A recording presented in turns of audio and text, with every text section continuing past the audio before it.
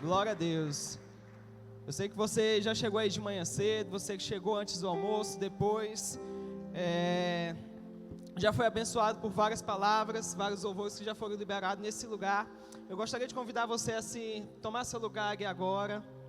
A gente mais uma vez vai passar por um momento aqui de compartilhamento, de bate-papo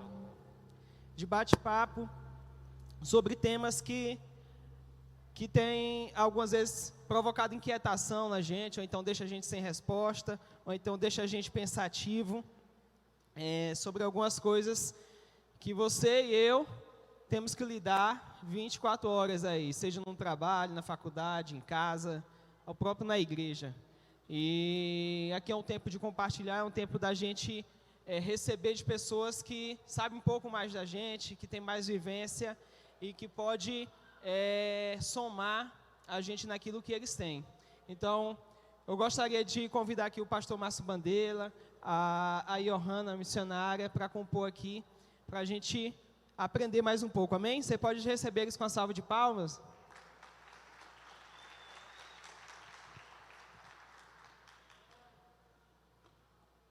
Aqui pode ficar sem máscara, viu? Mas descendo tem que botar. Pode ficar à vontade. Graças e paz. Tá funcionando.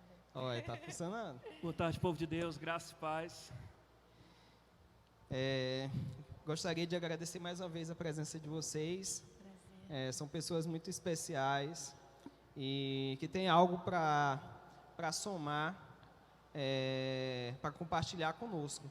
E o tema que a gente escolheu para estar abordando nesse momento é algo que tem sido recorrente e que tem causado, às vezes, inquietações, dúvidas, debates, e pode até pegar um gancho com a pregação da última palavra, uma das últimas do Alisson aqui que foi dada, que foi de opinião, isso.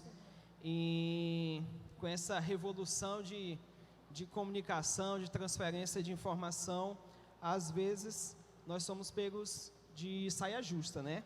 O que a gente vai abordar hoje vai ser o reino de Deus e a nova cultura do mundo. Então, eu creio que é algo que a gente pode estar explanando aqui nessa tarde e consultando os conhecimentos teológicos e sobrenaturais aqui do pastor Márcio. Eu gostaria de fazer o primeiro questionamento. Se assim, Deus, a gente sabe que tem diversas culturas no mundo, né, diversos países, diversas nações, e nada mais para falar que é isso aqui que tem a própria Johanna para falar para a gente. Mas Deus, ele tem uma própria cultura, diferente da nossa, diferente das várias que tem ao redor do mundo. Deus, ele tem uma cultura própria, a gente pode extrair isso. Amém. E aqui é tudo de surpresa, viu, gente? Nada combinado antes, e é bom assim. Primeiramente, é uma alegria, um prazer, uma honra para mim estar nessa casa que sempre me acolhe tão bem. Todas as vezes que eu estou aqui, eu estou em casa também. E sim, Anderson, é uma pergunta muito relevante, porque a gente tem que entender que o cristianismo não se trata somente de eu assimilar mandamentos e regras, mas o próprio Deus, ele estabelece para nós uma cultura. A gente costuma até entender que quando Deus nos estabeleceu, logo após criar o homem, a gente chama isso de mandato cultural, onde Deus logo estabelece não somente uma regra para o homem cumprir, mas palavras e direções que tocariam em todas as áreas da vida do homem, sobre o trabalho dele, sobre o modo dele se portar, sobre como deveria ser o modo que ele se comportaria diante dessa nova criação. Então, nós entendemos que cristianismo, ele não se trata de eu assimilar regras, nunca, mas do Deus convidando o homem para entrar em um mundo que é seu. Não existe essa divisão entre o que é do homem e o que é de Deus, ou o que é de Deus e o que é do diabo. Eu acredito que nós precisamos entender que uma das grandes heranças que tantos homens de Deus lutaram, principalmente depois da reforma, é para que não haja essa diferenciação entre aquilo que é secular e aquilo que é humano, de eu entender que sim, o meu Senhor, ele não fornece somente mandados para mim. A Bíblia não é somente uma série de regras e mandamentos para que eu faça isso ou não faça aquilo, mas Deus ele me envolve com uma cultura. E eu preciso aceitar essa cultura, e eu preciso entrar nessa cultura. Então a palavra de Deus, mais do que mandamentos, ou mais do que um Deus que pune, um Deus castigador, eu entendo, Anderson, que é Deus fornecendo uma cultura, onde Ele é o rei, onde eu não sou convidado a simplesmente opinar nela, mas Deus, não como presidente, mas como rei, que eu me submeto a essa cultura. Então, assim, e por toda a Bíblia, quando a gente corre, é Deus mostrando ao homem um padrão. Os próprios profetas viveram isso. O povo chamando o povo de Deus, profetas, homens separados por Deus, chamados para realinhar o povo com uma cultura, com um padrão de Deus. Então, tem um homem chamado Charles Spurgeon, que ele falava assim, que tudo aquilo que está na mão de Deus, que as palavras na mão de Deus, elas não são como uma pá para me retirar, mas como uma joia para me enriquecer. Então eu entendo que todo esse caminho de Deus, tudo aquilo que Deus estabelece é uma cultura para que eu viva bem. 2 Timóteo 3,15, Paulo escreve para Timóteo assim: olha, Timóteo, porque você conhece desde pequeno as sagradas escrituras que podem te tornar sábio para a salvação.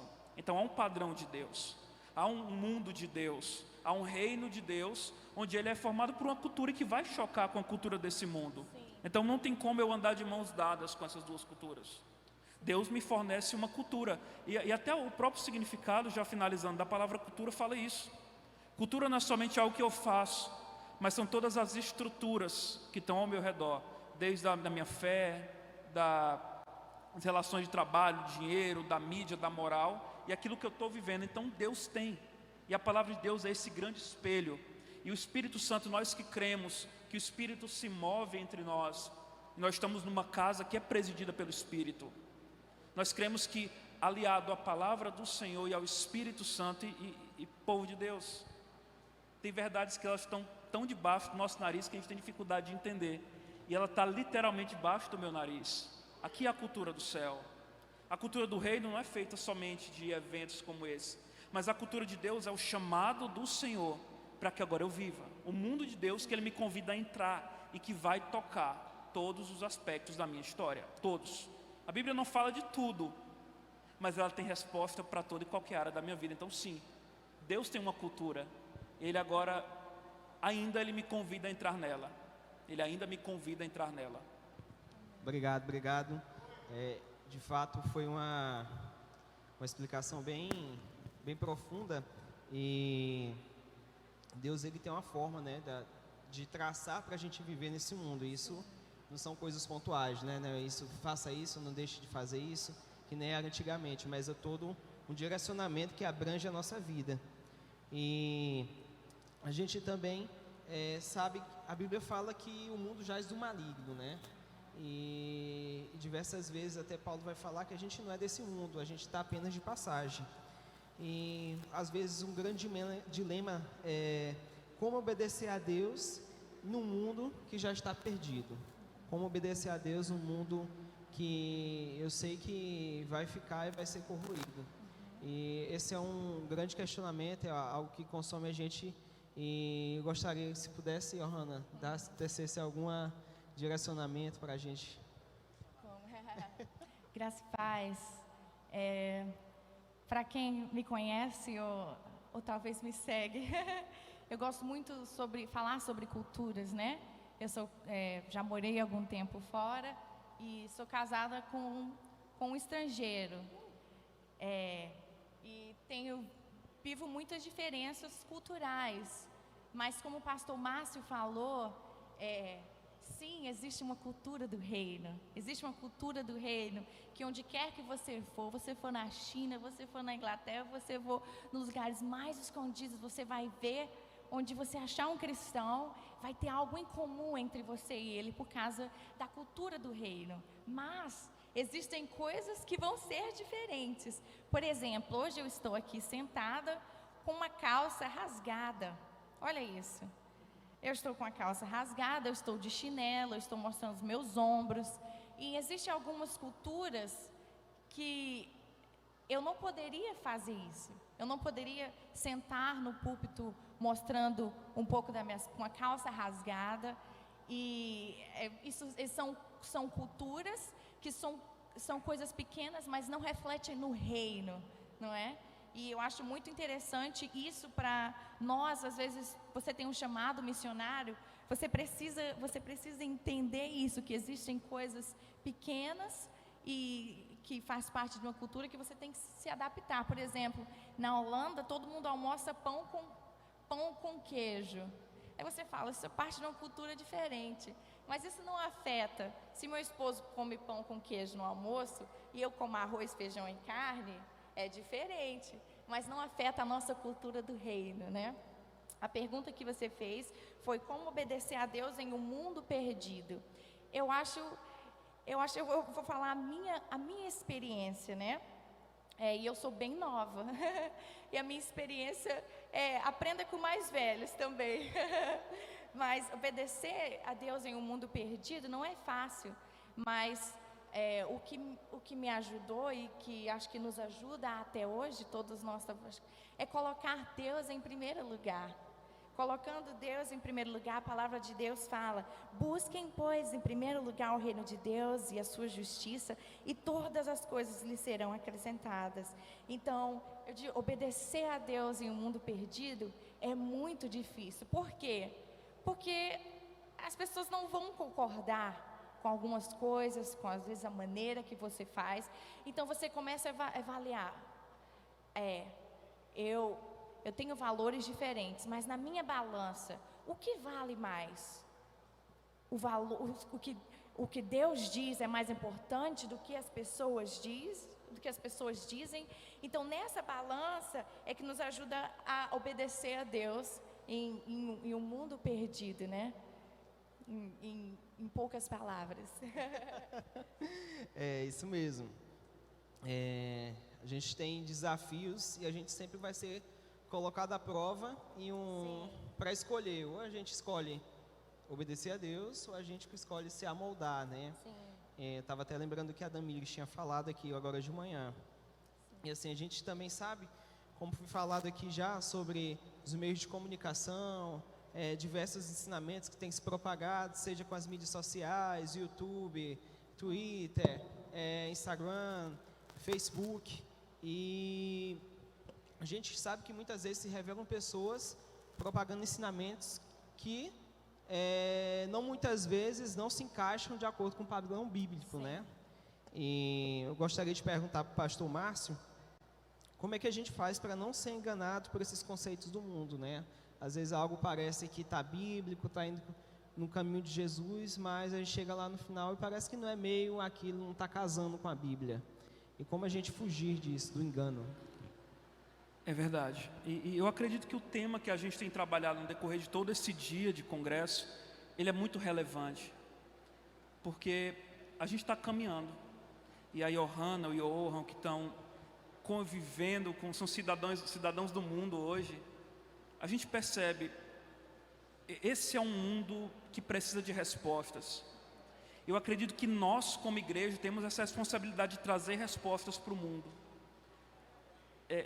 Com perdão da expressão, tem hora que a gente cansa, Anderson, das mesmas perguntas. A gente está caminhando para a maturidade. Eu creio que nós já não somos uma geração tão jovem assim, uma juventude tão jovem assim, vivemos muita coisa no Senhor. E parece que a gente ainda está naquela questão: pastor, música do mundo pode? Tatuagem pode? Tá vendo? A gente reduziu o cristão a alguns podes ou não podes. Para a gente caminhar como cristão é falar de música do mundo, de bebida, de sexualidade, mas não é isso. Não é isso, é muita coisa a mais. E como tu falou, Anderson, esse mundo jaz no maligno e vai permanecer assim. Duas realidades que a gente caminha. Uma, a igreja do Senhor, ela é gloriosa e ela vai crescer. Sim, esse mundo vai continuar sendo mal e vai piorar. São essas duas verdades que nós caminhamos. A igreja do Senhor, ela vai crescer e ela segue linda. A igreja do Senhor vai continuar triunfando porque é uma promessa do Senhor. E sim, esse mundo ele vai continuar se afundando. Sim. Aquele que se suja, ele vai se sujar mais. Aquele que se limpa, ele vai continuar se limpando. Então nós precisamos entender que eu fujo, eu consigo sobreviver. E meus irmãos, não tem atalho para isso. A solução que você precisa é fazer aquilo que você já sabe. Quando eu não sei o que fazer, uma coisa que eu aprendi com o meu pastor Raimundo Nonato. Quando eu não sei o que fazer, quando eu tenho dúvidas de qual é a minha atitude, quando eu tenho dúvidas de qual é o caminho que eu tenho que trilhar, eu tenho que sempre lembrar por onde eu não devo ir. Com aquilo que eu sei que eu não devo fazer, eu já consigo acertar em quase tudo. Então, palavra e oração. Oração e palavra não tem. Nós temos essa aptidão, essa tara, esse desejo por atalhos. E na verdade foi isso que Jesus foi tentado. Jesus, o ministério dele, ele foi tentado por atalhos. Quando Satanás tentou Jesus no deserto, o que ele falou? Olha, se você se prostrar diante de mim, os reinos são teus. Jesus sabia que aquilo era dele, mas havia um processo. Quando Jesus ia para a cruz, o que Pedro falou? Não, Senhor, não vou deixar que isso aconteça contigo. E Jesus, com muito amor e com muita mansidão, falou: olha, para trás de mim, Satanás, porque tu é pedra de tropeço. Quando Jesus estava lá naquela cruz, o que o soldado romano falou para ele? Se você é Deus, desce daí. Um outro atalho. Então, a gente quer atalhos, mas não tem. Para eu fugir da cultura desse mundo, eu preciso entender. É ser profundo naquilo que é simples. Tem um texto que eu abri há pouco aqui, Colossenses 1:27. Acabei de olhar aqui na minha Bíblia para ver se é isso mesmo. A palavra do Senhor fala assim que o grande mistério, e o mistério que os profetas não entenderam, é que a esperança da glória é Cristo aonde? Em nós. Em nós. É Cristo, é manifestar, é viver como Cristo. Então, Anderson, não tem atalho. Eu consigo fugir vivendo todo dia, sabe? E é colocar muitas vezes a faca entre os dentes, entender que nós estamos numa batalha, e que sim, o mundo ele é sedutor, mas irmãos, vamos alinhar os nossos padrões, subir os nossos padrões, vá para um lugar secreto no Senhor, isso todos os dias, e ouça o que Ele tem da sua vida. Eu estava lendo o fato que acho que muitos viram ontem, um ator bem conhecido de Hollywood, né, o Chadwick, não sei como é que fala o nome dele, o Pantera Negra. Ele faleceu ontem. Muitas pessoas não sabiam que ele é crente, ele era cristão. Inclusive ele cantava na igreja dele, inclusive que ele cuidava de jovens na igreja dele. E eu estava vendo um vídeo dele hoje pela manhã, me emocionei muito, até anotei algumas coisas dele aqui no meu celular. E eu anotei, não foi nem para cá não, foi para mim mesmo. E ele falava assim, ele termina o vídeo falando assim: você pode achar que está no auge hoje, você pode pensar que a sua vida é decidir sobre seus próximos trabalhos, sobre os seus próximos passos, sobre a sua carreira. Mas ele fala assim: eu digo para vocês, jovens, é preferível encontrar um propósito do que uma carreira. É olhar para o propósito, é lembrar do propósito, é lembrar que a fidelidade do Senhor, ela pesa mais do que qualquer coisa desse mundo. Então, o jovem consegue, como o Salmo 119 fala, como é que o jovem pode manter puro o seu caminho? É olhando para a palavra de Deus, é conhecendo o Senhor, é indo para um lugar secreto e queimando, e produzindo óleo, e não deixando a prensa enferrujar, todo dia lembrando quem é o Senhor e quem foi o Senhor que nos chamou. Então, é fácil falar, mas é uma verdade profunda a ser vivida. Oração e Bíblia. Bíblia e oração é as duas asas que o crente voa. Amém. O que eu acho interessante é que quando a gente concordo com o senhor, pastor, que é realmente o nosso lugar de intimidade com o Pai, né? E estou falando dos discípulos, eu acho muito interessante, e eu começo a pensar, imagina aqueles 12 discípulos andando com Jesus por 3 anos, 24 horas. Agora você imagina você e seu amigo, 24 horas por 3 anos. Você começa a falar do mesmo jeito, você começa a gostar das mesmas coisas. E aqueles discípulos estavam com Jesus 24 horas, por aquele longo período. E o que eu acho engraçado é que, mesmo assim, às vezes eles tinham alguns conceitos errados, não é? Às vezes, como o pastor falou, quando eles passaram aquele anos inteiro com Jesus, e Jesus continua falando para eles constantemente: ei, eu estou aqui com um propósito, porque eu vou morrer, e eu vou com o Pai, para que o Espírito Santo venha. Mais interessante é que parece que alguns deles ainda não conseguiram entender até o final, né?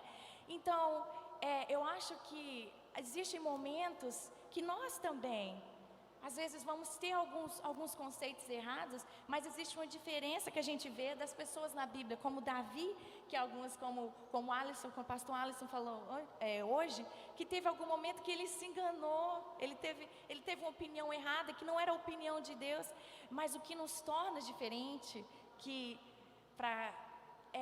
buscando o Senhor, será que eu estou enganada? Será que o que eu penso em relação a isso está errado? Será que isso está errado, Senhor? Eu acho que o maior erro que às vezes nós cometemos hoje é pensar que a gente sabe a verdade completa, o que na verdade não é assim. Os discípulos, eles estavam com Jesus o tempo inteiro, o Espírito Santo veio, mas até o final, na morte, Paulo está escrevendo coisas novas, ele está sendo renovado, ele está tendo renovação na mente. Então acredito uma maneira para a gente não ser enganado nesse mundo é perguntando: Senhor, será que eu estou errado? Será que meu conceito está errado? Esse lugar de intimidade com o Pai, e esse lugar de humildade, que nós somos humildes para reconhecer, talvez eu possa estar errado sim. Se os discípulos estavam errados, às vezes eles erraram, Pedro ainda falou: não, Senhor, você não vai, eu vou com você. Se fosse eu falava: mas como assim, cara? Eu estou 3 anos investido em você, para quando eu for, você cuidar, e você ainda não entendeu. Mas Deus tem paciência com a gente, né? E eu acredito que esse lugar de humildade e de intimidade com o Pai é o que nos ajuda a não ser enganados pelos conceitos do mundo. Amém, amém. Você estava falando de Pedro, eu lembrei também das vezes que ele falou: um de vocês vai me trair, né? E ele foi o primeiro: Senhor, vai ser eu. Então, a gente pode tirar de Pedro que ele sempre estava se examinando, né? Eu estou certo, eu estou errado, eu estou de acordo com aquilo que o mestre quer, será que eu conheço aquilo que ele fala? Então, e tomando Paulo também, Paulo ele sistematizou a fé, ele andou em 3 continentes, mas até o final da vida ele estava escrevendo, e muito daquilo que a gente lê hoje, muito daquilo que a gente tem para a nossa vida foi escrito numa cela, foi prensado, na verdade, né? Ele foi um homem que andou por várias culturas, andou desde o Oriente, Europa, alguns países da Ásia, mas ele andou disseminando a palavra de Deus. E só para terminar, uma última pergunta, e essa vai para Johanna, daquilo que você mais viveu, a lição mais importante de como levar o Evangelho a culturas diferentes. Como levar o Evangelho a culturas diferentes? Eu queria compartilhar uma história que vai me ajudar a explicar sobre isso.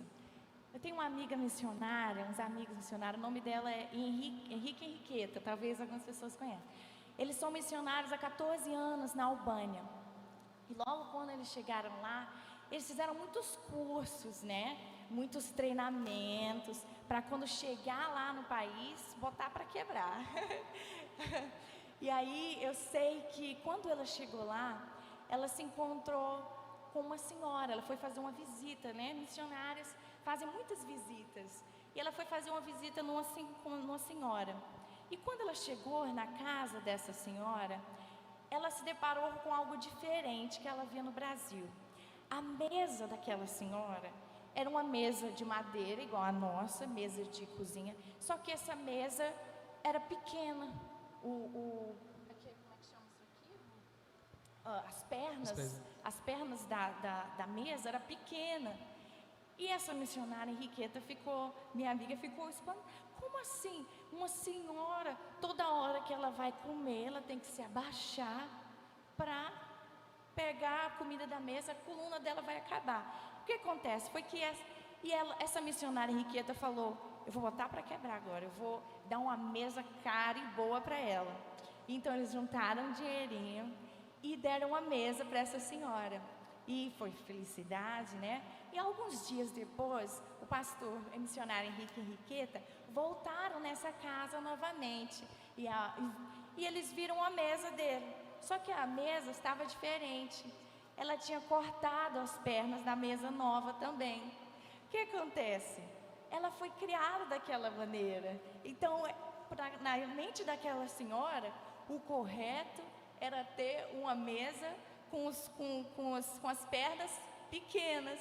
Então, uma coisa que eu aprendi sobre missões é que eu preciso, como nós falamos no começo, eu preciso falar sobre o reino de Deus, que é amar o próximo, que é amor ao perdido, amor ao estrangeiro, né? Que esses são os princípios, os valores do reino. E muitas vezes a gente, até aqui, a gente se prende com coisas pequenas, né?